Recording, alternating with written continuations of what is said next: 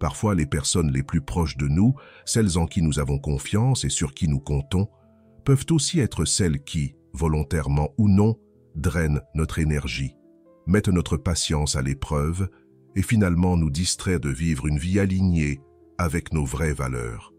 C'est une pensée difficile, n'est-ce pas? La philosophie stoïcienne nous apprend à chercher la clarté, à reconnaître ce qui nous fait réellement progresser et ce qui nous retient. Et souvent, cette clarté commence par l'examen de nos relations. Bienvenue sur Stoic Mindset.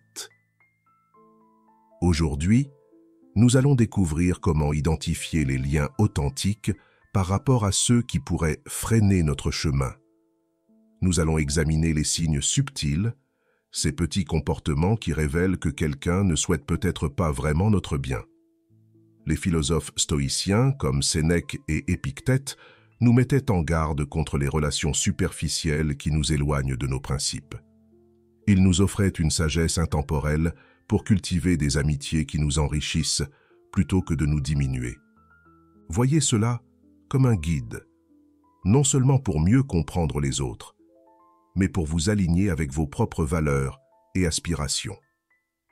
Si vous êtes en quête de vous-même, ou si vous aspirez à une vie riche en sagesse, en paix intérieure et en relations authentiques, je vous invite à rester jusqu'au bout.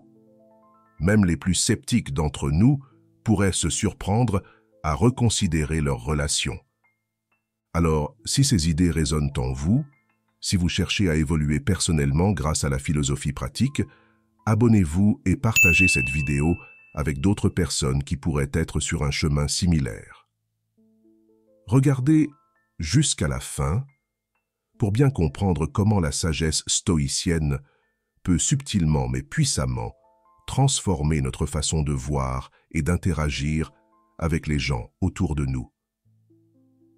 On dit souvent que nous sommes la moyenne des 5 personnes que nous fréquentons le plus. Les personnes qui nous entourent influencent profondément nos pensées, nos actions et la trajectoire de notre vie. Ce n'est pas seulement une question d'influence immédiate, mais de la manière dont ces interactions façonnent notre caractère et notre philosophie de vie avec le temps. Sénèque disait « Fréquentez ceux qui feront de vous un homme meilleur ». Ce conseil est toujours valable, car il souligne l'importance de nos cercles sociaux pour notre éthique et notre morale. Réfléchissez-y.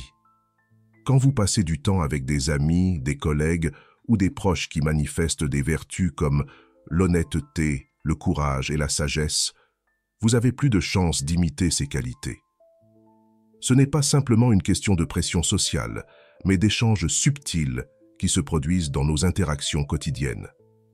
Chaque conversation, chaque expérience partagée contribue à tisser la toile de notre caractère. Dans le stoïcisme, nous sommes encouragés à cultiver des relations qui apportent non seulement la paix et le bonheur dans nos vies, mais qui nous poussent aussi à grandir et à nous améliorer. Inversement, lorsque nous interagissons fréquemment avec des personnes qui peuvent tromper, manipuler ou propager la négativité, nous risquons d'intégrer, même inconsciemment, ces traits dans nos vies. C'est comme marcher sur un chemin boueux. Il est difficile de ne pas emporter un peu de cette boue avec soi. Voilà pourquoi les stoïciens valorisent la sagesse dans le choix de leurs compagnons, insistant sur la nécessité d'un cercle qui reflète les vertus auxquelles nous aspirons. Au fil des complexités des relations, soyons stratégiques et réfléchis. Posons-nous la question, les personnes autour de moi contribuent-elles à ma croissance? Incarnent-elles les vertus que les stoïciens chérissent? Suis-je meilleur grâce à leur présence? Il ne s'agit pas de créer un cercle social parfait, mais d'être conscient de l'impact de chaque personne sur notre chemin vers une vie vertueuse et épanouie. Prendre conscience de cela nous aide non seulement à choisir les bons compagnons, mais aussi à devenir une influence positive dans la vie des autres. L'impact de notre cercle est profond. Il façonne nos pensées, modèle notre caractère et détermine en fin de compte la qualité de notre vie. Avez-vous déjà rencontré quelqu'un qui promet monts et merveilles, mais lorsque vient le moment d'agir, ses actions ne suivent jamais? C'est frustrant, n'est-ce pas? Cette incohérence n'est pas seulement un petit défaut de caractère, mais un indicateur important de l'intégrité d'une personne. La philosophie stoïcienne, profondément ancrée dans des vertus comme l'honnêteté et l'intégrité, nous enseigne que le véritable caractère d'une personne se révèle non par ses mots, mais par ses actions. Marc Aurèle insistait sur l'importance de vivre en accord avec sa propre philosophie, non seulement en pensée, mais aussi en acte. Il croyait que l'essence de l'intégrité réside dans l'alignement de ce que l'on dit avec ce que l'on fait. Et cette cohérence est quelque chose que nous devons rechercher en nous-mêmes et chez ceux qui nous entourent. Pensez à l'impact que peut avoir une personne dont les mots et les actions ne correspondent pas. Au début, elle peut vous promettre soutien, loyauté ou partenariat. Ces assurances peuvent même être réconfortantes, voire motivantes. Cependant, lorsque les choses se corsent et qu'elle n'honore pas ses engagements, cela ne perturbe pas seulement vos projets, cela érode aussi la confiance. Avec le temps, ce schéma peut engendrer le doute, le scepticisme et un sentiment général d'insécurité, ce qui peut devenir toxique, tant dans la vie personnelle que professionnelle. Du point de vue stoïcien, nous sommes encouragés à observer et analyser la constance de ceux que nous choisissons de garder dans nos vies. Sont-ils fiables? Respectent-ils leurs engagements? Ces observations sont essentielles, car elles nous aident à déterminer en qui nous pouvons avoir confiance et sur qui nous appuyer. En cultivant des relations avec des personnes constantes et fiables, nous contribuons à notre propre développement moral et personnel. Ainsi, à mesure que nous naviguons dans nos relations, soyons attentifs à cet alignement entre paroles et actions. Ce principe ne se limite pas à juger les autres, il nous invite également à réfléchir sur notre propre constance. Vivons-nous selon les valeurs que nous exprimons? Sommes-nous aussi fiables et dignes de confiance que nous l'attendons des autres? En incarnant cette cohérence que nous recherchons, nous renforçons non seulement nos relations, mais nous approfondissons aussi notre pratique du stoïcisme en nous efforçant de mener une vie où nos actions et nos mots sont en parfaite harmonie. Nous avons tous probablement déjà croisé des personnes qui manipulent la vérité ou qui, sans cesse, enjolivent les faits. Ces comportements de tromperie répétés, qu'ils soient de simples exagérations ou de grands mensonges, peuvent avoir un impact profond, tant émotionnellement que dans la pratique. Le stoïcisme attache une valeur immense à la vérité et à l'honnêteté. Pour les stoïciens, vivre dans l'intégrité et la transparence est bien plus qu'un choix moral. C'est une clé pour mener une vie sereine et remplie de sens. Marc Aurèle, dans ses Pensées pour moi-même, insiste sur l'importance de la vérité comme un pilier fondamental du caractère et de l'harmonie sociale. Lorsque quelqu'un ment fréquemment, cela ébranle les bases mêmes de la confiance, indispensable à toute relation saine. La confiance est le socle sur lequel reposent toutes nos relations épanouissantes. Lorsque celle-ci s'effrite, tout devient incertain. On se met à douter non seulement de ce que cette personne nous dit sur le moment, mais aussi de tout ce qu'elle a pu dire dans le passé et de tout ce qu'elle pourrait dire à l'avenir. Dans le cadre du stoïcisme, faire face aux mensonges fréquents de quelqu'un est un véritable test pour nos propres vertus, notamment la patience, la compréhension et la justice. Comment réagir face à ce défi? Devons-nous confronter cette personne? Pardonner? Le stoïcisme nous invite à aborder de telles situations avec calme et rationalité, à réfléchir aux raisons pour lesquelles cette personne pourrait se sentir obligée de mentir, et à considérer l'impact de ses comportements, non seulement sur nos vies, mais également sur son propre caractère et son bien-être. De plus, les mensonges répétés de quelqu'un peuvent aussi nous rappeler l'importance de bien choisir les personnes qui nous entourent.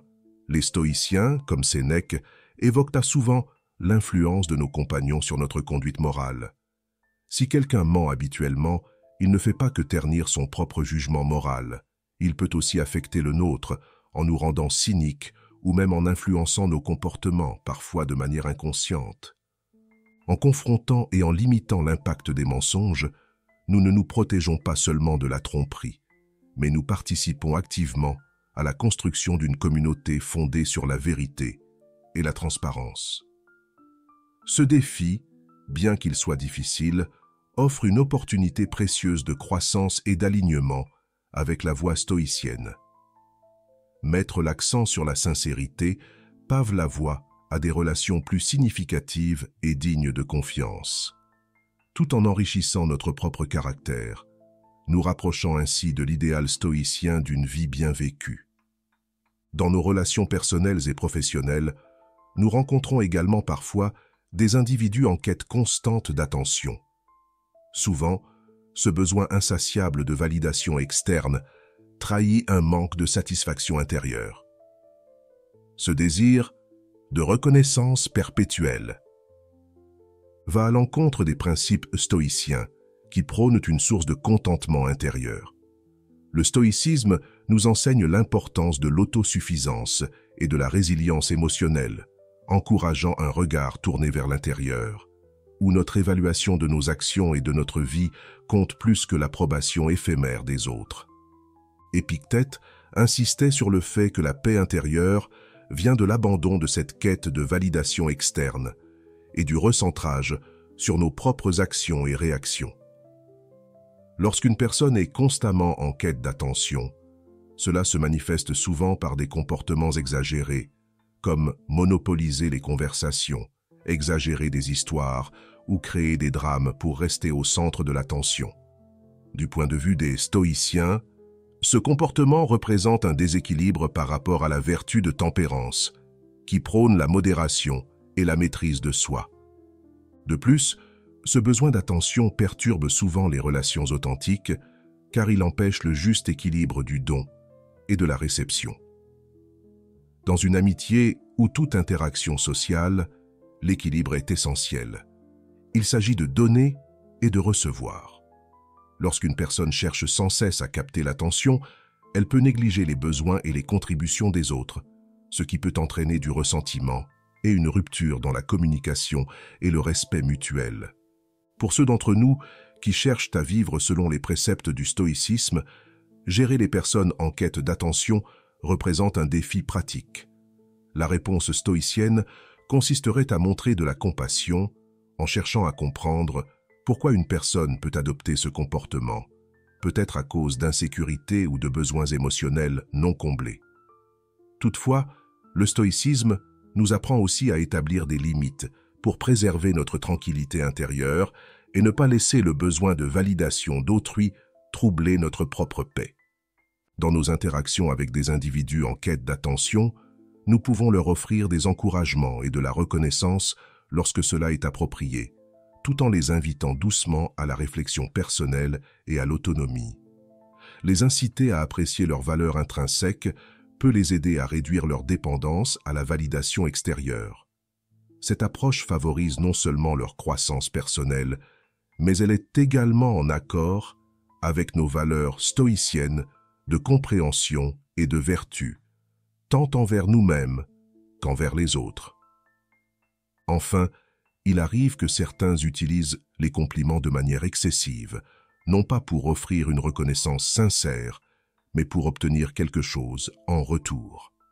Cette flatterie manipulatrice est particulièrement pernicieuse, car elle semble inoffensive, voire agréable en surface. Pourtant, les intentions qui la sous-tendent vicient la démarche. Du point de vue stoïcien, la flatterie manipulatrice pose problème, car elle va à l'encontre de la vertu d'honnêteté. Le stoïcisme nous enseigne à valoriser la sincérité dans nos interactions. Marc Aurèle insistait sur l'importance de vivre avec intégrité et mettait en garde contre la douceur trompeuse de la flatterie, la comparant à une forme de tromperie, si elle vise à manipuler les émotions plutôt qu'à exprimer une véritable appréciation. ceux qui flattent de manière manipulatrice cherchent souvent à gagner des faveurs ou à se rapprocher des autres pour des gains personnels, sans se préoccuper réellement du bien-être de la personne complimentée. Ce comportement peut créer un environnement toxique, que ce soit au travail ou dans les relations personnelles. Pour la personne qui reçoit ces éloges, cela peut être agréable au début, mais la flatterie manipulatrice finit par éroder la confiance lorsque l'intention réelle est révélée. Cela nuit aux fondements de respect et de confiance sur lesquels reposent les relations saines. Le stoïcisme nous encourage à aborder de telles situations avec sagesse et prudence. Il nous apprend à questionner les intentions derrière les compliments excessifs et à évaluer s'ils sont alignés avec la vérité et la sincérité. De plus, les stoïciens nous conseillent de réfléchir à notre propre réaction face à la flatterie. Permettons-nous à ces compliments d'enfler notre ego? En devenons-nous dépendants pour notre estime de soi? Le stoïcisme nous invite à l'autoconscience et à développer une validation interne qui ne dépend pas de l'approbation extérieure. Pour ceux qui pratiquent le stoïcisme, rencontrer la flatterie manipulatrice est une occasion de renforcer son caractère en prônant l'honnêteté et l'authenticité dans ses propres actions. Cela nous rappelle aussi de cultiver des relations avec des personnes qui valorisent l'interaction sincère et qui offrent des retours constructifs, honnêtes, contribuant à notre croissance morale, plutôt qu'à des louanges superficielles. En résistant au charme de la flatterie manipulatrice, nous devons maintenir nos normes éthiques, encourager des échanges ouverts et sincères et bâtir des liens vraiment solides et bienveillants. Quand il s'agit de la fiabilité des gens qui nous entourent, les stoïciens ont une position claire. Les relations authentiques reposent sur la sincérité, la constance et l'intégrité. Ces qualités permettent des liens sincères, où chacun peut compter sur l'autre, en particulier dans les moments difficiles. Rien n'est plus décourageant que de réaliser que quelqu'un sur qui nous pensions pouvoir compter disparaît au moindre obstacle.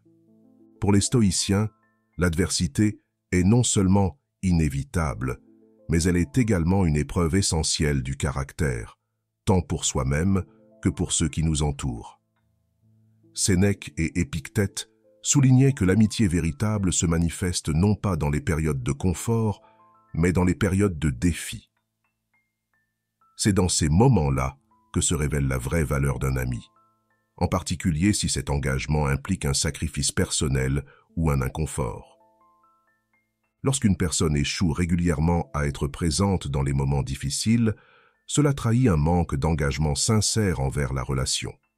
Ce comportement dénote une amitié conditionnelle, maintenue non par respect ou affection mutuelle, mais plutôt par les avantages qu'elle procure en période de facilité. Cette inconstance contredit les valeurs stoïciennes, qui valorisent la cohérence, la fiabilité et l'intégrité. Face à l'absence de soutien, en temps de besoin, le stoïcisme propose un chemin empreint de compréhension et de réflexion. Il encourage à voir ces situations comme des occasions, de pratiquer le pardon et de réévaluer nos attentes vis-à-vis des autres. De plus, cette philosophie nous incite à cultiver l'autosuffisance, un principe fondamental du stoïcisme. Marc Aurèle écrivait souvent sur la force que l'on trouve dans la suffisance intérieure, une force qui demeure inébranlable, peu importe la présence ou l'absence des autres. Reconnaître ce manque de soutien a également un rôle pratique dans le stoïcisme, car cela nous permet de prendre des décisions éclairées sur les personnes en qui nous plaçons notre confiance. Cependant, il ne s'agit pas de se montrer insensible ou de couper les ponts de manière impulsive. Le stoïcisme encourage une évaluation rationnelle des relations basée sur les actes véritables des personnes. Si quelqu'un est fréquemment absent dans les moments critiques, il peut être temps de se demander quelle part d'investissement émotionnel on accorde à cette relation. Cette prise de conscience nous permet aussi de devenir de meilleurs amis et soutiens pour autrui. En réfléchissant à l'impact que peut avoir l'absence d'un proche dans nos moments de vulnérabilité, nous pouvons nous efforcer d'être davantage présents et de soutien dans la vie de nos amis et de notre famille. Cette pratique non seulement nous aide à construire des relations plus fortes et authentiques, mais elle nous aligne également de manière plus étroite avec les vertus stoïciennes. Lorsque nous abordons les effets destructeurs de la jalousie et du ressentiment, il est important de noter que ces émotions, bien que souvent invisibles et dissimulées derrière des sourires, peuvent causer un préjudice important. La jalousie va bien au-delà d'un simple sentiment de malaise. C'est une manière déformée de percevoir les autres qui peut altérer les relations, obscurcir le jugement et mener au ressentiment. Pour les stoïciens, la jalousie reflète une déviation des valeurs essentielles. Ils enseignent que le bonheur et la satisfaction doivent venir de l'intérieur, indépendamment des réussites ou des possessions d'autrui. Dans la pensée stoïcienne, la jalousie naît d'une confusion des priorités. Elle nous pousse à accorder plus de valeur au succès ou au statut des autres qu'à notre propre vertu et notre contentement. La jalousie repose souvent sur un état d'esprit de rareté, la croyance qu'il n'y a qu'une quantité limitée de succès ou de bonheur dans le monde et que les réussites d'autrui diminuent nos propres chances de réussite. Mais le stoïcisme nous encourage à adopter une vision d'abondance, nous rappelant qu'il y a assez de bien dans le monde pour chacun. Au lieu de nous comparer, le stoïcisme nous invite à célébrer les succès des autres comme des éléments de l'expérience humaine, en sachant que les réussites d'autrui n'entravent en rien notre propre potentiel de croissance et d'épanouissement.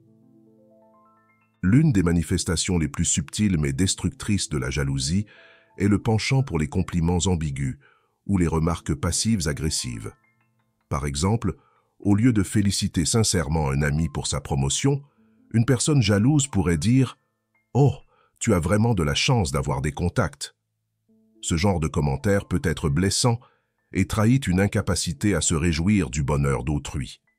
Le stoïcisme nous enseigne à cultiver une générosité d'esprit qui nous permet de nous réjouir des succès des autres sans les diminuer par l'envie ou le ressentiment.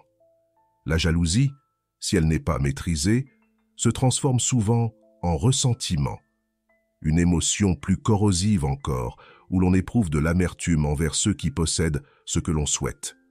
Ce ressentiment crée une distance invisible dans les relations, empêchant une communication sincère et une véritable connexion. Le stoïcisme propose une solution en nous invitant à nous recentrer sur nos propres valeurs et objectifs. Marc Aurèle conseille de réfléchir à nos désirs et de nous demander s'ils sont vraiment alignés avec notre être supérieur. Au lieu de nous concentrer sur ce que les autres possèdent, nous sommes encouragés à nous focaliser sur notre propre chemin, à cultiver la gratitude pour nos progrès et à apprécier notre parcours unique. De plus, le stoïcisme valorise l'acceptation. Dans la vie marocaine, nous rencontrerons toujours des personnes qui auront davantage de ce que nous souhaitons, qu'il s'agisse de richesse, de succès, de relations ou de reconnaissance. Plutôt que de voir cela comme une carence personnelle, les stoïciens nous encouragent à accepter que chaque vie suit un chemin différent et que les comparaisons sont finalement futiles. Enfin, pour ceux qui se retrouvent victimes de la jalousie d'autrui, le stoïcisme offre une voie de compassion et de compréhension. Il est tentant de réagir de manière défensive ou de prendre ses distances, mais la pensée stoïcienne nous rappelle que les actions des autres sont souvent le reflet de leur propre lutte intérieure. En reconnaissant que la jalousie des autres révèle leurs propres insécurités, nous pouvons choisir de réagir avec bienveillance. Cette approche préserve non seulement notre paix intérieure, mais elle peut aussi, dans certains cas, atténuer la jalousie et ouvrir la voie à des relations plus saines. La jalousie et le ressentiment, bien que courants, ne sont pas inévitables. Avec une mentalité stoïcienne, nous pouvons transformer ces émotions en des opportunités de croissance, de compréhension et d'amélioration de soi. En nous ancrant dans nos propres valeurs, en célébrant les succès des autres et en nous concentrant sur notre propre voie, nous cultivons une vie libérée du fardeau de l'envie et riche en connexions authentiques et en paix intérieure. Dans un monde où tant de relations semblent superficielles et axées sur l'intérêt personnel, trouver des liens authentiques, soutenants et enrichissants peut être aussi précieux que rare. Le stoïcisme nous rappelle que la qualité de nos relations est cruciale, non seulement pour notre bonheur, mais aussi pour notre croissance personnelle et notre quête de vertu. Les connexions authentiques commencent par l'honnêteté, tant envers soi-même qu'envers les autres. Sénèque soulignait l'importance de la vérité dans les relations.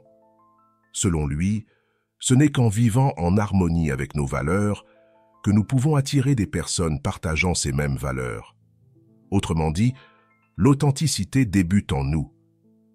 Si nous essayons d'être quelqu'un que nous ne sommes pas ou que nous nous adaptons constamment aux attentes des autres, nous risquons d'attirer des relations superficielles qui ne nous soutiennent pas vraiment.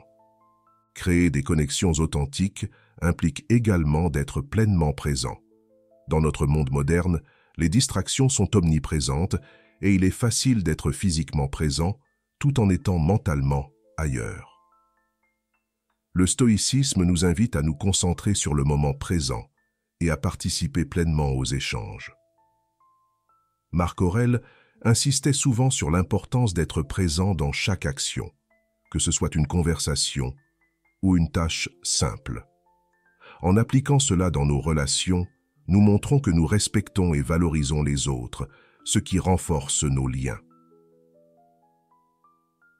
Une autre composante essentielle des relations authentiques est la réciprocité, un principe que les stoïciens considéraient comme une expression fondamentale de la justice.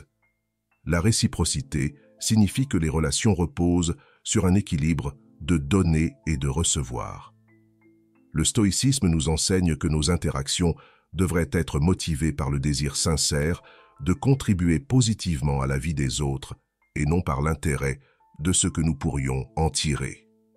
En donnant notre temps, notre soutien ou nos encouragements sans attendre en retour, nous instaurons un climat de respect et de confiance. Enfin, les relations authentiques sont fondées sur l'acceptation et la compréhension. Personne n'est parfait, et les stoïciens en étaient bien conscients. Épictète, par exemple, parlait de la patience et de la compassion envers les autres, reconnaissant que chacun a ses propres défis et limitations. L'authenticité dans les relations consiste à accepter les autres tels qu'ils sont, avec leurs défauts et leurs qualités, tout comme nous recherchons leur acceptation pour nous-mêmes. En parallèle, le stoïcisme nous rappelle que les liens authentiques nécessitent des limites saines. Les vrais amis et partenaires respectent l'espace, les valeurs et l'autonomie de chacun. Les limites ne sont pas des barrières, mais des expressions de respect mutuel, montrant que chaque personne valorise son bien-être autant que celui de l'autre. Ces limites permettent aux relations de s'épanouir en prévenant le ressentiment et en permettant à chacun de grandir sans se sentir contrôlé. Marc Aurèle conseillait également de s'entourer de personnes qui nous élèvent, nous inspirent à être meilleurs et qui partagent nos valeurs. En choisissant nos amis, partenaires et collègues parmi ceux qui incarnent ces qualités, nous renforçons notre propre caractère et restons ancrés dans nos principes. Au final, construire des relations authentiques signifie s'engager à la cohérence. L'authenticité, ce n'est pas être fidèle à soi-même occasionnellement, mais incarner ses valeurs dans chaque interaction. Cette constance bâtit la confiance. Lorsque les autres savent qu'ils peuvent compter sur nous pour être honnêtes, respectueux et soutenants, nos liens s'approfondissent et deviennent solides. En conclusion, la véritable force réside non pas dans le fait de rabaisser les autres ou de laisser l'envie nous envahir, mais dans le fait d'élever les autres et de trouver notre épanouissement en nous-mêmes. La jalousie, les ragots et les relations superficielles peuvent nous détourner de notre chemin, mais une vie stoïcienne nous ramène à l'intégrité, à la sagesse et à la paix intérieure. Cultivons ensemble des connexions authentiques qui honorent qui nous sommes et qui nous inspirent à devenir ce que nous aspirons à être. Merci de faire partie de Stoic Mindset. Si vous avez trouvé ce chemin enrichissant, n'hésitez pas à explorer les vidéos suggérées pour plonger plus profondément dans la sagesse stoïcienne. Restez ancrés, restez fidèles à vous-même et continuez toujours de tendre vers la vertu.